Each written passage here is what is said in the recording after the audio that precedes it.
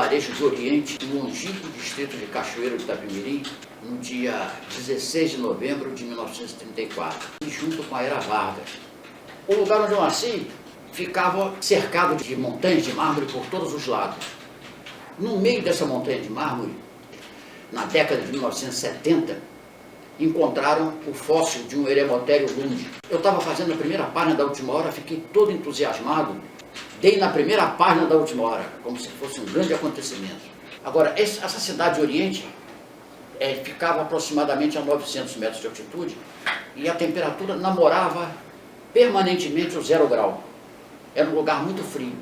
Por que eu fui nascer nesse lugar tão distante, nos confins setentrionais do Espírito Santo? Porque toda vez que o governo local queria punir meu pai porque estava metido com a Aliança Nacional Libertadora, pegava a minha mãe, que era uma professora pública, e mandava para um lugar bem distante, porque eles arrumavam a vida do meu pai. Ele era comerciante de café e precisava ficar lá em Cachoeiro ou ficar em Rio Novo do Sul para poder fazer a exportação dele. Ele acabou indo à falência, porque teve que acompanhar minha mãe, que não ia abandonar minha mãe grávida. Eu nasci no exílio, vamos dizer assim, nasci no exílio. Mas meu pai, que era um lutador, não é à toa que ele fosse membro da Aliança Nacional Libertadora, acabou conseguindo ir para Cachoeiro de Itapemirim, montar uma pousada perto da estação, onde ele pegava os passageiros que demandavam a vitória e tinham que dormir em Cachoeiro de Itapemirim. E ali ele foi sobrevivendo, mas era uma vida muito pequena à beira do rio Itapemirim. Sempre que a maré estava alta e a barra fechava na cidade de Itapemirim, o rio Itapemirim enchia e a cidade ficava debaixo d'água. Uma das enchentes mais famosas foi a de 1938. Meu pai então decidiu, eu vou embora desse lugar. Então ele se mudou com a família toda aqui para o Rio de Janeiro, mas ele veio pelas beiradas, ele não veio diretamente no Rio de Janeiro, ele veio para São Gonçalo, que era um município mais rural do Rio de Janeiro, e meu pai era um portador de café e era um trabalhador rural. E aqui ele conseguiu educar os filhos dele. Eu estudei no grupo escolar Nilo Peçanha, onde eu tive o primeiro contato com a minha experiência jornalística. Eu estava no primário e me deu na cabeça fazer um jornalzinho todo desenhado à mão. Nessa ocasião eu tinha 10 anos. O nome do jornal era Substantivo, porque eu estava estudando substantivos e achei aquela palavra genial. Falei, isso aqui dá um nome de um jornal muito bom. Fiz o primário do grupo escolar Nilo Peçanha e fui para o Liceu Nilo Peçanha, que era o colégio padrão, um dos melhores colégios do estado do Rio, ao nível do Pedro II, onde eu fui do ginasial até o científico. Nessa escola, onde eu julgo que eu aprendi quase tudo que eu sei até hoje, com professores extraordinários, eu tinha grande admiração pelo professor Almeida Cousen, tradutor das Odes de Anacreontes, que era um grande poeta, também jornalista, e assisti às aulas dele de história como quem assiste a uma missa. Nessa ocasião em que eu estudei no liceu, eu fundei vários jornais. Fundei um jornal chamado Oasis, que eu tinha a pretensão de que aquele lugar era um deserto de ideias. E depois fundei um outro chamado Ariete, com o objetivo de arrombar as portas do reacionarismo escolar.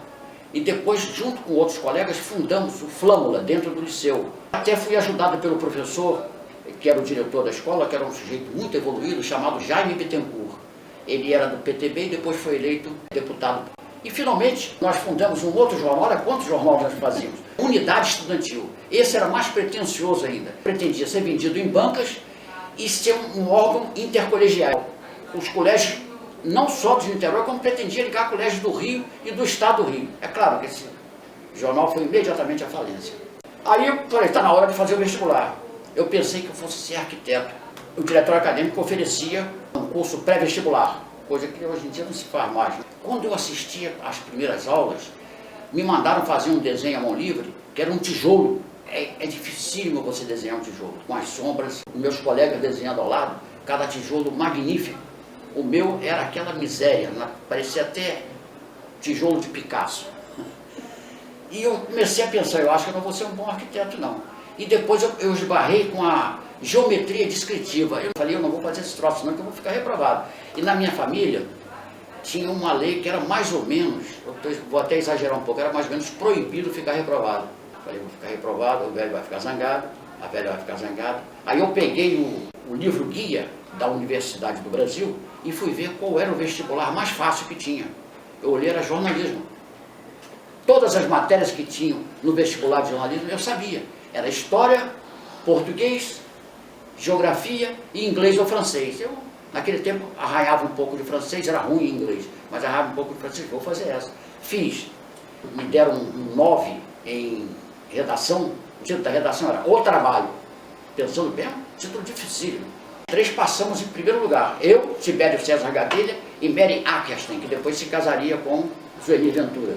E nós descobrimos que nós tínhamos direito a uma viagem pela América Latina. Quem passasse em primeiro lugar, a Universidade Federal do Brasil, depois viria a se chamar Universidade Federal do Rio de Janeiro, dava uma viagem. O Eremildo começou a embromar a gente e jogou para cima do Pedro Calmon, que era o reitor, o magnífico reitor. Também embromou, nós nunca conseguimos fazer essa viagem. Fomos lá dezenas de vezes, aí desistimos. Bom, mas eu precisava prover o meu sustento. Então eu tinha um colega no curso de Química chamado Roldão Simas Filho. Eu seria um dos fundadores da Petrobras e hoje em dia é escritor, tradutor e jornalista. Mora em Brasília. E o Roldão Simas Filho falou o seguinte: olha, eu estou trabalhando no IPOM, Instituto de Pesquisa de Opiniões e Mercados. Eles pagam por entrevista. Você está fazendo jornalismo, vai fazer essas entrevistas. Eu topei. Deram uma entrevista sobre Talcoás em Ipanema. Fui bater numa casa estranha e depois eu suspeitei que fosse uma casa de tolerância. Uma porção de mulher veio me atender e começaram a me gozar, a passar a mão na minha cabeça. Olha só, um menino querendo saber essas coisas sobre talco rosa, onde a gente usa talco rosa. Foi aquele negócio, eu fiquei muito humilhado.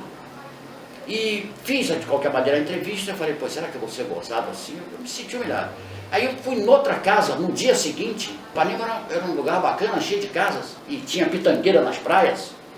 Aí me fizeram um sinal, lá tinha um corredor grande para chegar na casa. Era um palacete. E me mandaram, vem cá. Aí eu abri o portão, entrei. Na hora que eu entrei, um senhor cachorro pulou em cima de mim.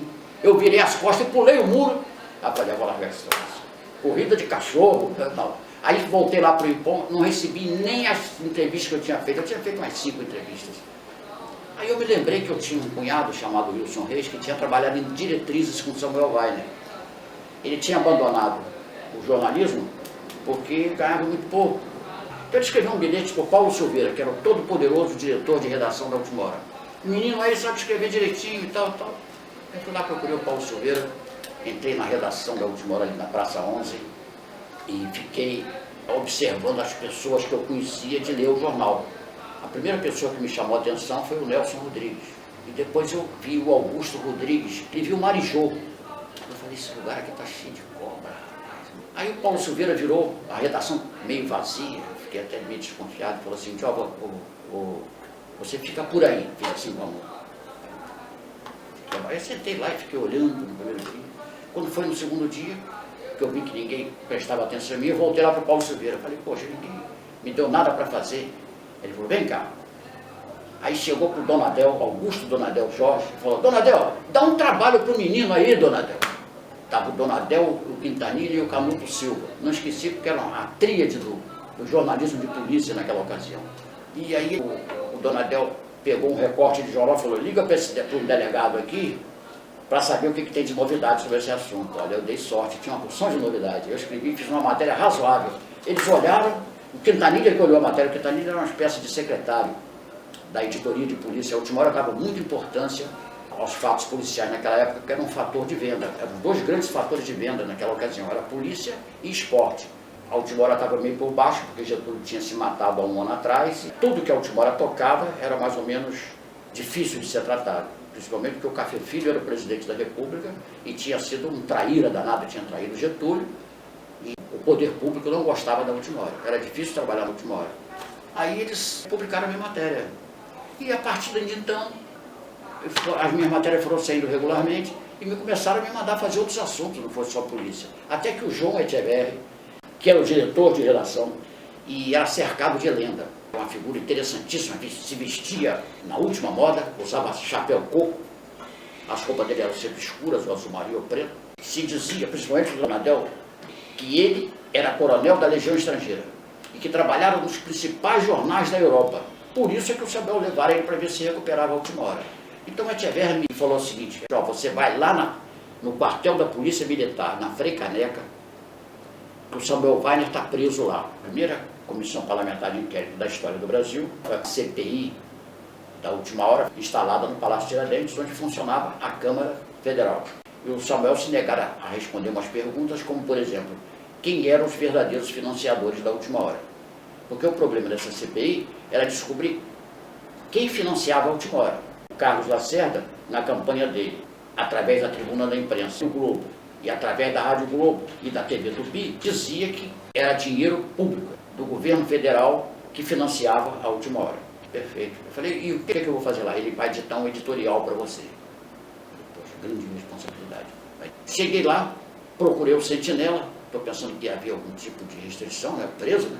Aí o cara falou, olha, você entra nesse corredor aqui, a primeira porta à esquerda é a cela do seu Samuel. Eu falei, pô, tudo bem. Aí passei pelo sentinela, dobrei a esquerda, estava o Samuel sentado numa cama lá, aquela cama de mola, né? Aí ele editou o editorial para mim, que era uma série de ataques ao Café Filho, o mínimo que se chamava ele era de traidor. Aí eu voltei para o jornal, o Etcheverry olhou e falou, essa letra não dá não, bate a máquina desse troço. Aí eu fui bater. Quando eu bati a máquina, eu procurei já fazer, na minha ingenuidade, eu não dei só os dados para ele, eu dei também o enredo do editorial. Ele olhou e falou, ó, tá bom. Aí ele pegou a caneta, foi endireitando e entregou ao Laerte Paiva, que era o secretário de redação, para mandar para a oficina o editorial. E foi assim que eu participei de um primeiro editorial escrito pelo Samuel Weiner. E a partir de então, ao longo da minha vida, as pessoas começaram a confiar em mim, não só porque aquela época era uma época de muita crise no jornal, o pessoal estava sem receber há quase 3 meses, eu não tinha prestado atenção nesse negócio de receber ainda, porque eu achei que em algum momento eles iam me chamar e dizer, ó, você ganha tanto, vamos te pagar tanto. Eu fiquei esperando ver se acontecia. Mas um dia, quando eu fui entrando no elevador da redação da Praça 11, tinha um anúncio dizendo que ia haver pagamento. E eu vi todo mundo, não sei o que era, falei, que negócio inusitado esse história de pagamento aqui. Aí subi, procurei lá quem estava pagando, que olhou e falou, não tem pagamento para você não. Já tinha mais ou menos um mês que eu estava trabalhando. Aí fui procurar o Paulo Silveira, falou, tem sim, esse Cosme não sabe de nada. Aí pegou um papel lá, escreveu 1000 cruzeiros, vai lá, diz ele para pagar esse troço aqui, fez um vale. Quando eu recebi aquele dinheiro, eu chamei os colegas para tomar um chopp ali no Balança Mas Não Cai. Vamos comemorar o primeiro dinheirinho profissional, né? Tomar um chopp com batata frita até de manhã. Por essa época, eu conheci uma futura estudante de psicologia chamada Dalva Moraes Pinheiro, com quem eu me casei e tive 3 filhos, 2 dos quais jornalistas e um biólogo médico sanitarista. Uma delas é a Aura Pinheiro, a famosa Aura Pinheiro. O outro é o famoso Léo Pinheiro, que trabalha no Valor Econômico. Ela é a diretora da Auracom. E então a minha vida foi ficando mais responsável, vamos dizer assim. Eu tinha que sustentar agora umas criancinhas. E eu acho que o pessoal dentro da redação sentiu aquilo e acabaram me promovendo a chefe de reportagem. Por essa ocasião, havia, na última hora, um repórter político muito bom chamado Alderaban Cavalcante. Ele tinha vindo de São Paulo e estava ajudando a última hora a fazer uma cobertura política muito difícil, mas que estava melhorando na medida que o Juscelino tinha tomado posse depois que impediram o Café Filho de continuar governando. Teve um dia que o Valdinar Ranulfo, que era o nosso setorista da Polícia Central, telefonou dizendo que o pessoal do DOPS ia sair para fazer uma diligência no edifício São Borja. São Borja abandonava a redação, vivia por ali rodando a redação, querendo descobrir um fato bom que pudesse fazer o jornal subir cada vez mais, ou se recuperar. Aí mandaram o Alderaban Cavalcante, ele com o fotógrafo, pela manhã. E o Vespertino rodava por volta de entre 10 e 11 horas. Atrasaram a rodagem do Vespertino, esperando o Alderaban Cavalcante chegar para botar uma foto na primeira página e botar um texto na página 3, deixar 2 espaços. Quando o Alderaban chegou, subindo as escadas, baforido com o fotógrafo, o Samuel Weiner já estava esperando por ele. E aí, Alderaban? O Alderaban falou, Samuel, está tudo resolvido. Eu cheguei lá, o inspetor se preparava para arrombar a porta, o líder da maioria do governo Juscelino. Eu ponderei com o inspetor, que aquilo era um absurdo. Como é que ele ia fazer uma coisa dessa? A Polícia Federal, a Polícia do Governo ia arrombar a porta do líder da maioria. Aí o inspetor parou, me ouviu e falou, não, você tem razão, não vou fazer essa diligência. E desistiu da diligência. Samuel botou a mão na cabeça, desgraçado, eu queria essa foto para a primeira página. E aí, esse é um fato bem emblemático. de algumas pessoas muito bem intencionadas do jornal, pessoas boas e bem intencionadas, enquanto o jornal quer a notícia, não importa que seja contra, a última hora apoiava o Juscelino, mas era um fato extraordinário de primeira página, muito bom, que teria consequências muito grandes. A Polícia Federal ia arrombar a porta do escritório do líder da maioria, porque não era o escritório do líder da maioria, ele dava apenas nome para aquele local e ali funcionava uma dependência do Partido Comunista. Como o Partido Comunista tinha apoiado o Juscelino, o governo do Juscelino estava dando um apoio ao Partido Comunista. Era um jornal que funcionava ali, se não me engano, a Voz Operária ou a Classe Operária, um desses dois jornais funcionava ali.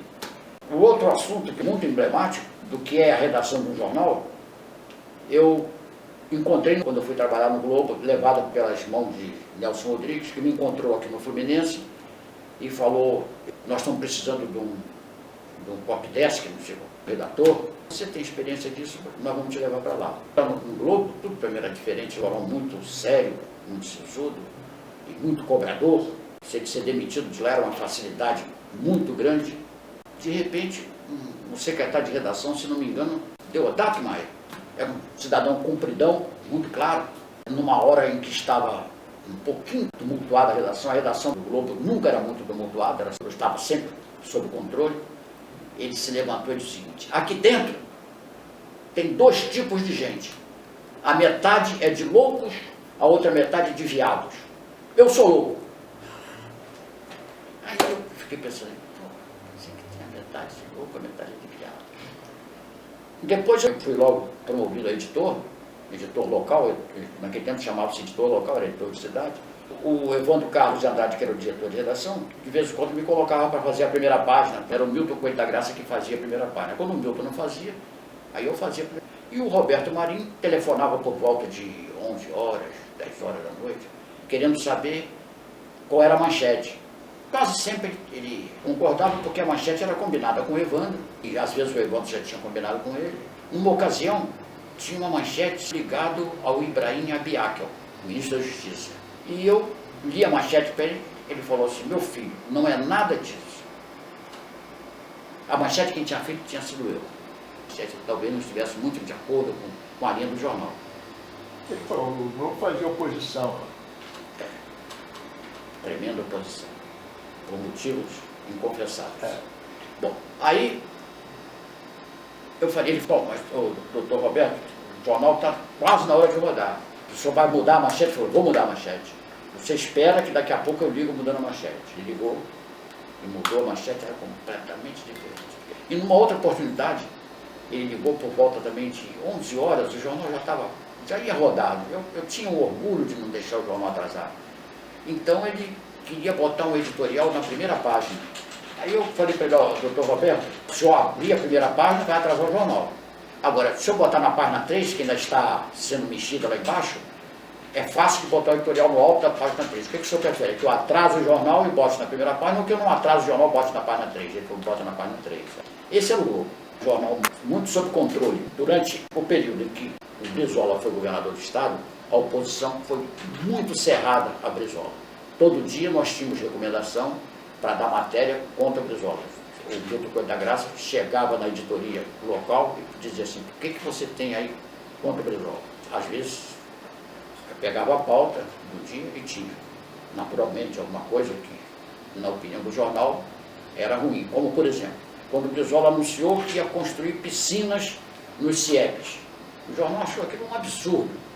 Como é que se vai construir piscina em CIEPs, lá no meio da favela, no meio de gente pobre, aquele bando de gente nadando, a elite do Globo? O Globo era um jornal metido a elitizado. Achou aquilo um absurdo. Hoje em dia se sabe que piscina em escola é sensacional. Olha as Olimpíadas aí. Nos Estados Unidos, qualquer escolinha lá tem a sua piscina e a criançada desde cedo já está nadando e eles fazem os melhores atletas do mundo. Nos Estados Unidos só não, na França, na Inglaterra, na Rússia, todos os países do mundo são assim. Agora aqui no Brasil, naquela mentalidade, se combatia a construção de piscina no CIEP. Bom, a argumentação do Globo era que havia necessidade de verbas para outros setores, que não gastar tanto naqueles CIEPs. O que o Darcy Ribeiro e o Brizola queriam fazer era uma escola modelo. Então, às vezes eu falava para ele: ó, hoje não tem nada contra o Brizola. Realmente não tinha. Aí o Milton falava para mim assim: Pinheiro, se vira e arranja alguma coisa contra o Brizola, porque o doutor Roberto quer uma matéria todo dia contra o Brizola. Agora, um dia eu fiquei muito espantado que o Milton tinha acabado de me falar aquilo, quando eu saí ali por perto da última hora, que eu soube novamente, o porteiro com quem falou assim para mim: sabe quem acabou de subir aí? O doutor Brizola. Foi lá para o apartamento do doutor Roberto. Eu falei: é mesmo? O que ele veio fazer aqui? Ele veio almoçar com o doutor Roberto. Eu falei: olha só, e aqui eu aqui me esforçando para arranjar matéria contra o homem, e os dois se beijando lá em cima. Isso é muito engraçado mesmo. Então, esse é o ambiente de jornal.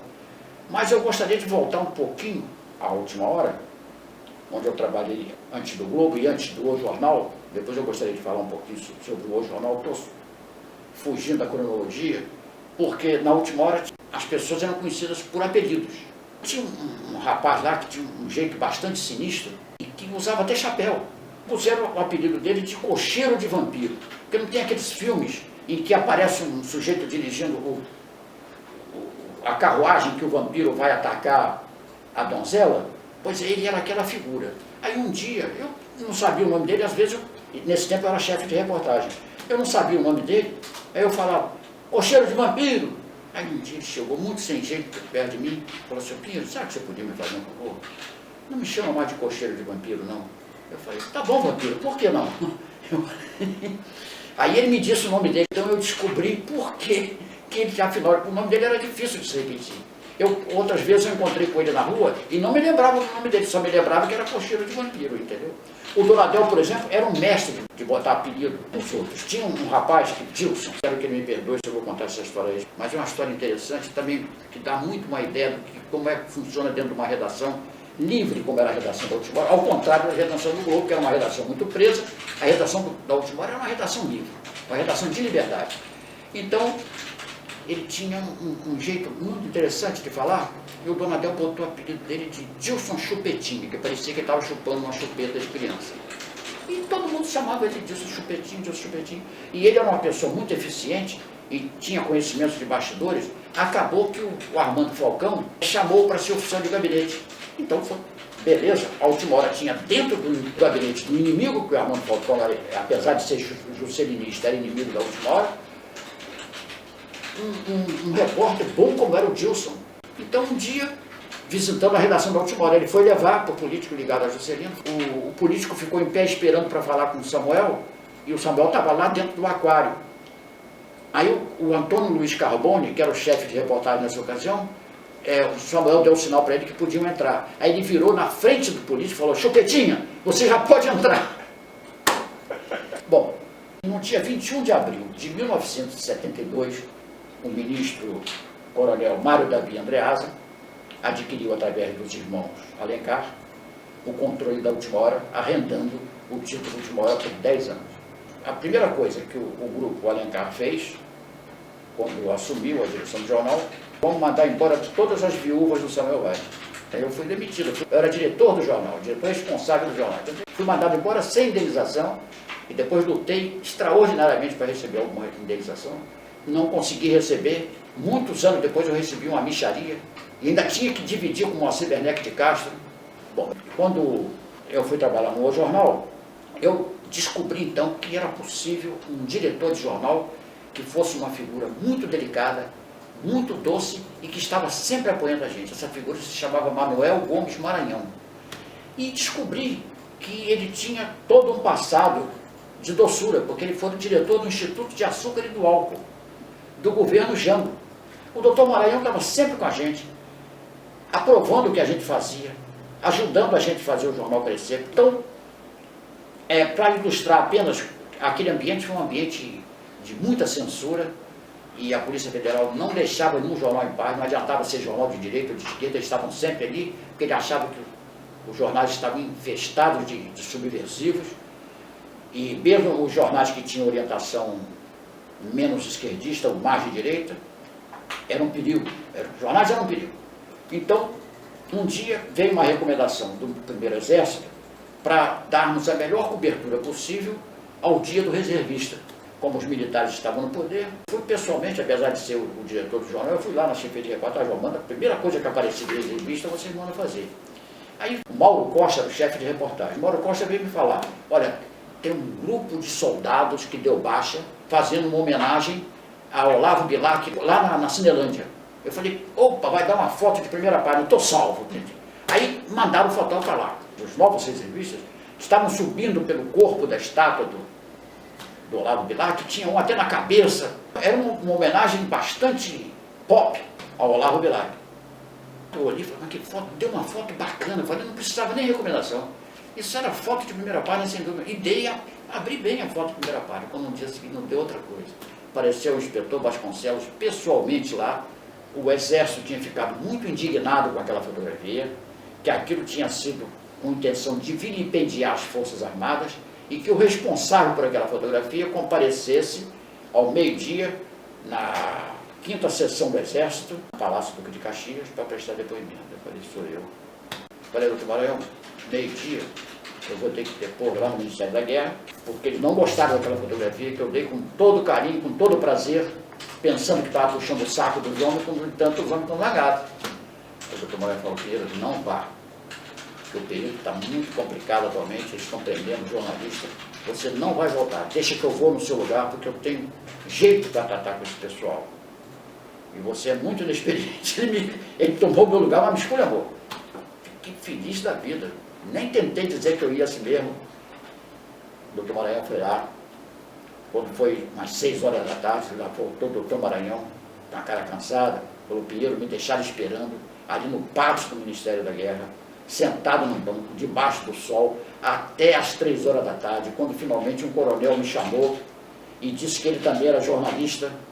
Aí eu expliquei para ele os motivos, ele entendeu porque ele disse que ele também era jornalista e me mandou embora.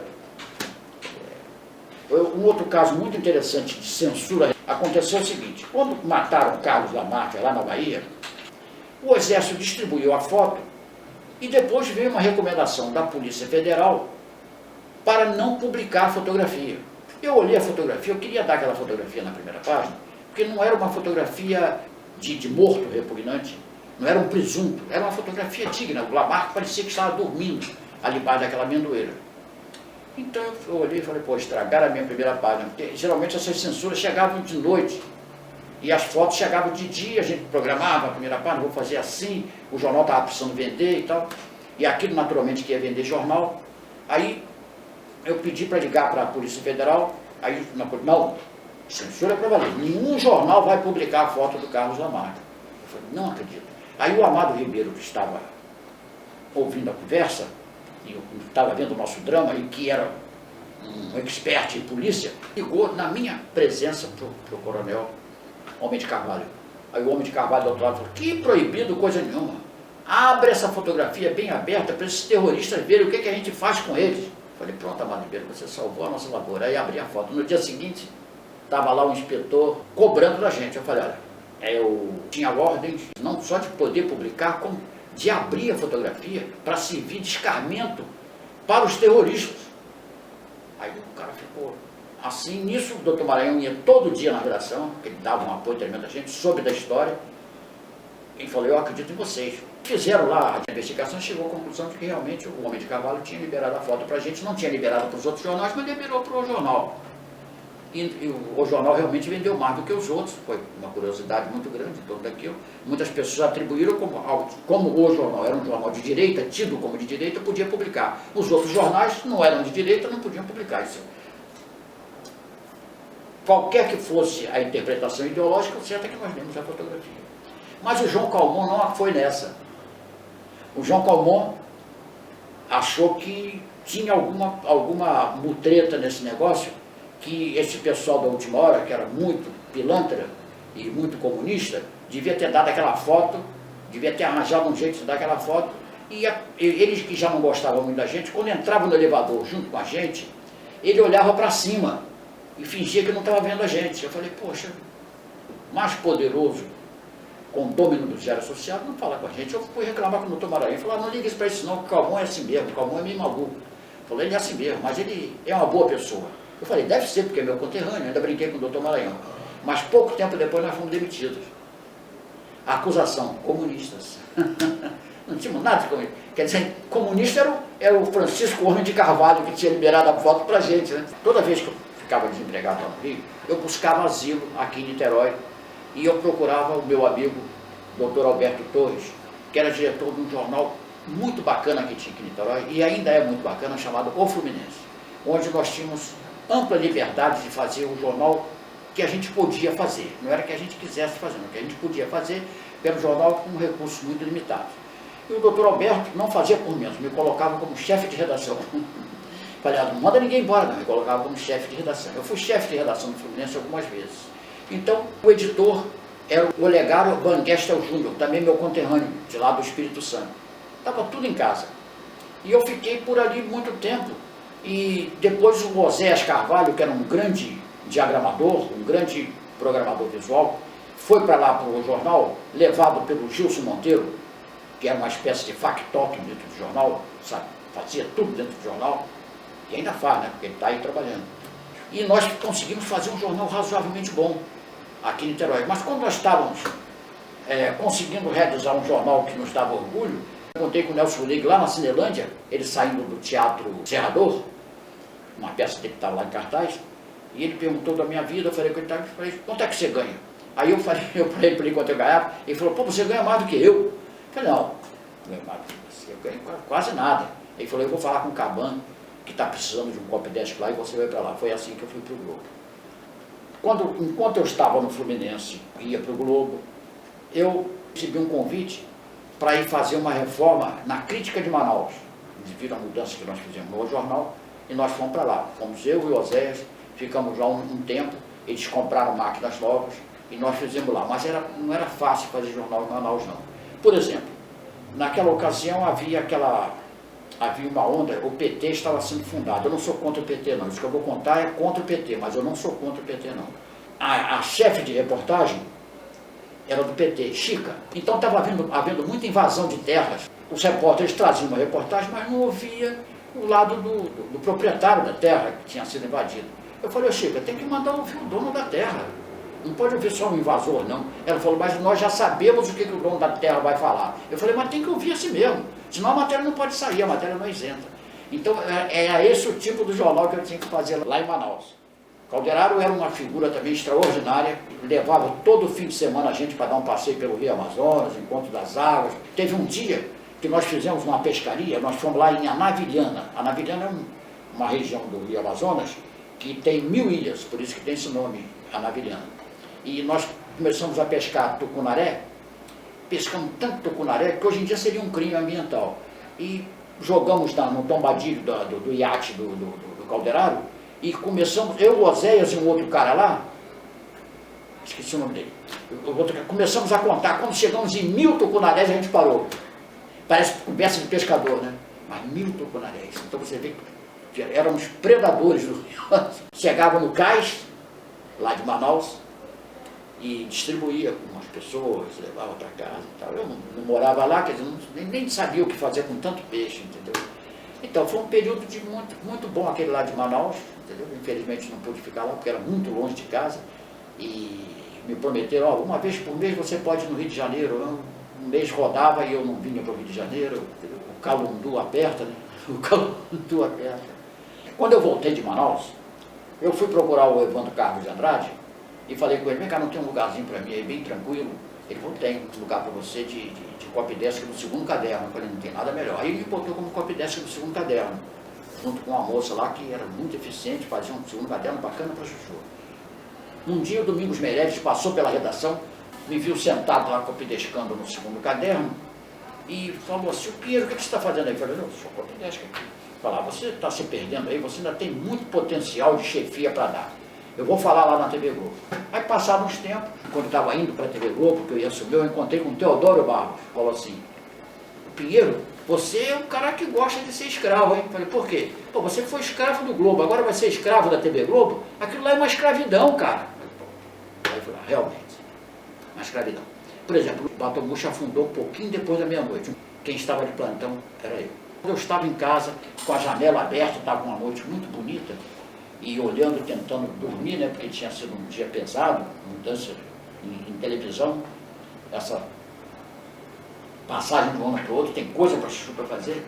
Aí o telefone toca, eu pego, Pinheiro, pode voltar, era o editor-geral porque afundou um navio cheio de colegas nossos, entendeu? Morreram todos e vem para cá. Então, botei a roupa e voltei para lá.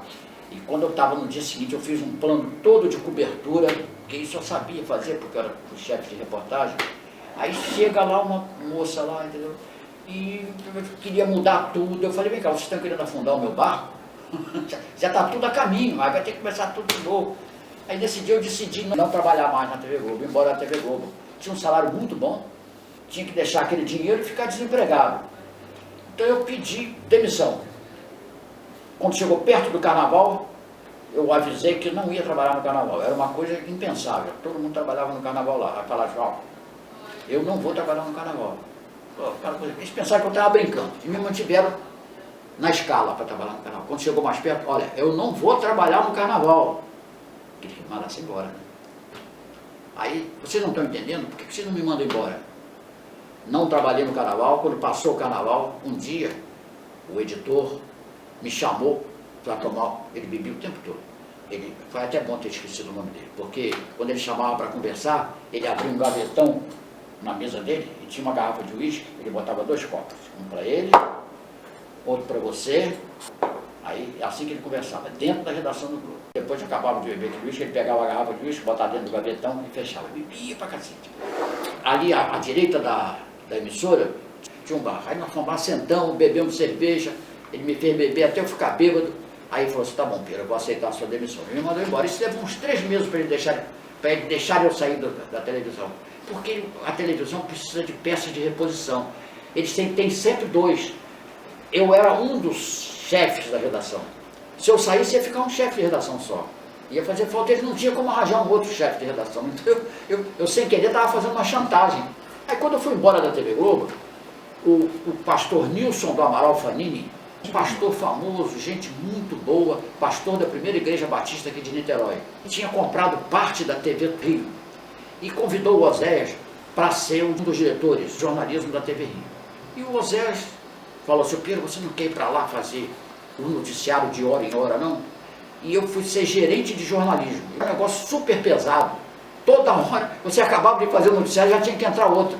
E não tinha pessoal para fazer isso. Eu falei, também não vou ficar nesse lugar, não. Aí eu fazia uma viagem aos Estados Unidos, para fazer freelancer de reportagens. Quando eu voltei, eu estava demitido da TV. Depois eu arranjei um lugar na TV educativa. O Milton Coelho da Graça estava lá também. Foi no tempo do Collor. Porque o Collor, quando assumiu, pegou a TV educativa e deu para a turma. Eu sou perseguido pela turma do PT, olha só. Aconteceu com a turma do PT de novo. Não sou contra o PT, não. Pelo contrário, eu acho bacana o ideário do PT. Eu editava um programa chamado Curto Circuito. Eram assuntos inusitados e tal. Eu fiz um sobre Coluna Prestes. Os caras que eram contra e a favor da Coluna Prestes. Não tinha uma mulher aí, uma mulher maluca lá do Rio Grande do Sul, que dizia que a Coluna Prestes era um bando de cangaceiros. Escreve isso até hoje, tem um livro dela aí. Então eu peguei ela, a Anita Leocada Prestes, filha de Luiz Carlos Prestes, para ser o outro lado. Quer dizer, esse é o tipo de programa que a gente fazia. O programa não era ruim, não. Mas aí assumiu um pessoal lá e me mandaram embora. Nem terminaram o contrato. Aí eu procurei o Paulo Goldracho, advogado de jornalista, e falei, Paulo, vamos entrar com uma ação aí, porque esses caras não esperaram nem meu contrato acabar. Isso que eles fizeram, um programa bonzinho daquele. Falou, Piero, se você processar uma televisão, você nunca mais volta para trabalhar em televisão. Eles lá são uma máfia. Uma televisão se compra, mas é a televisão do governo. Falou, não importa, o que importa é que quem está dirigindo a televisão lá é um cara que já foi diretor da TV Globo, vai ser diretor da TV Paulista, sei lá. Então eu não processei. Um dia apareceu um lugar de pauteiro na tribuna da imprensa. Eu jamais pensei que eu fosse trabalhar na tribuna da imprensa, porque a tribuna da imprensa era o nosso inimigo figadal da última hora. Uma ocasião que houve um tiroteio lá em Copacabana, eu fui acusado de ter dado um tiro numa pessoa. Eu não dei, eu estava com a polícia militar durante. Tinha PMs, meus testemunhos. A tribuna da imprensa deu na primeira página que eu tinha dado um tiro numa mulher lá, entendeu? Quer dizer, era desse gênero. Mas eu fui lá, estava precisando trabalhar.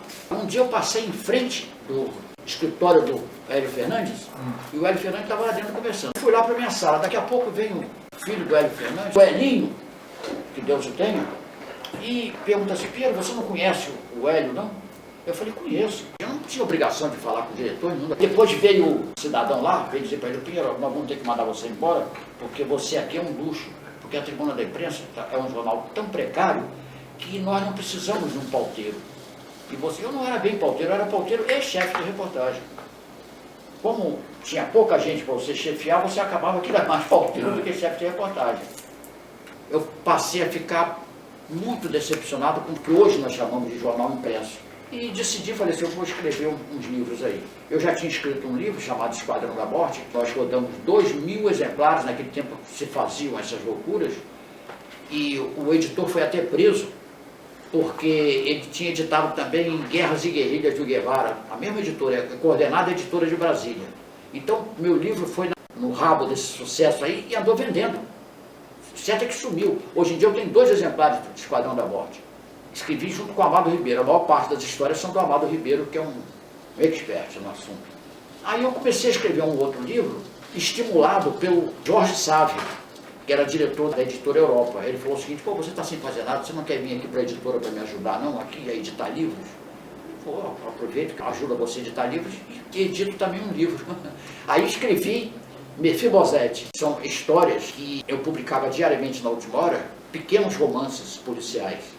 E nasceu esse livro aqui, ó, Mefibosete e Outros Absurdos. Algumas dessas histórias foram contadas também por Nelson Rodrigues. Não que eu tenha copiado ele, pelo contrário, eu que forneci o enredo para ele. Eu era acusado, entre aspas, de ser o fornecedor de informações para o Nelson Rodrigues construir aquelas histórias absurdas. Só que você contava um fato, ele contava 1000 fatos, que ele é um gênio para contar esse tipo de história. E a dialogação do Nelson Rodrigues é uma coisa inimitável. E depois que eu estava no Fluminense, nos meus exílios, e eu tinha essa história de um cientista brasileiro que morreu na Ásia, fazendo experiência com raio laser. O Fluminense foi o único jornal que cobriu o sepultamento dele. Ele foi sepultado dentro de um caixão de chumbo, porque se dizia que ele tinha sido envenenado por processos radioativos. É que eu posso dizer, o nome dele era Sérgio Porto, tem o mesmo nome do Stanislau Ponte Preta, era um cientista extraordinário, mas eu, naquela ocasião, para não ter complicações com a família, porque tinham histórias estranhas cercando ele, eu troquei o nome dele para Sérgio Barca, é o nome que ele aparece aqui no livro, dessa história. E nesse meio tempo, estávamos todos ficando velhos lá em casa, fizemos uma reunião, eu com meu irmão Ivo Pinheiro, grande engenheiro, que Deus o tenha, é o único morto da família. Vamos escrever um livro contando aquelas brincadeiras que a gente tinha, história de criança. Bom, convocamos toda a família, cada um dá o seu depoimento. Nasceu esse livro aqui, A Aventura dos Meninos Lucas Pinheiro, que eu acho que, se é que eu produzir alguma coisa que preste, esse aqui é o melhor, porque ele é muito solto, parece a história do Mark Twain, de Tom Sawyer. Até eu gostei do livro, não só porque eu tive a participação de outras pessoas, porque eu contei de uma maneira muito descontraída, como se fosse historinha de criança e tal, e acabou ficando interessante. E ultimamente, quando a Última Hora estava perto de fazer 50 anos, eu conversando com o Raul Azedo me falou assim, vai ter um festão aqui para o cinquentenário da Última Hora. Aí eu falei para ele, eu tenho lá um rascunho lá em casa, com um pouco de história da Última Hora, eu podia transformar isso num livro. Ele falou, mas você vai ter que correr, porque o centenário é daqui a 1 ano. Aí em 1 ano eu sentei o Paulo escrever esse livro, procurei uma editora, a Mauad, Isabel Cristina Mauad, que trabalhou comigo no Globo, ela era repórter do Globo, grande repórter, ficou bacana, o livro ficou bacana. Mas tem um outro livro no prelo que se chama Edição Final. São histórias dos tempos heróicos dos vespertinos cariocas. Porque os vespertinos cariocas morreram todos, como se fosse um prenúncio do que vai acontecer com os matutinos agora. Cada vez mais, o Globo, o Estado de São Paulo e a Folha de São Paulo estão caindo de circulação assustadoramente. Esse processo, guardado essas proporções digitais, é parecido com o que aconteceu com os vespertinos. Acabaram morrendo, ficaram antieconômicos, todo mundo fechou, e fecharam vários matutinos também, como o Correio da Manhã, o Jornal do Brasil, Diário de Notícias, Diário Carioca. O Jornal do Brasil virou um jornal digital, mas não é a mesma coisa. Inclusive você pega, a Tribuna da Imprensa é um jornal digital, não é um negócio para você ler. Para mim é cansativo, entendeu? Agora o nosso heróico Jornal do Comércio, que é um jornal que lutou. Mas é isso, Assis Armédio.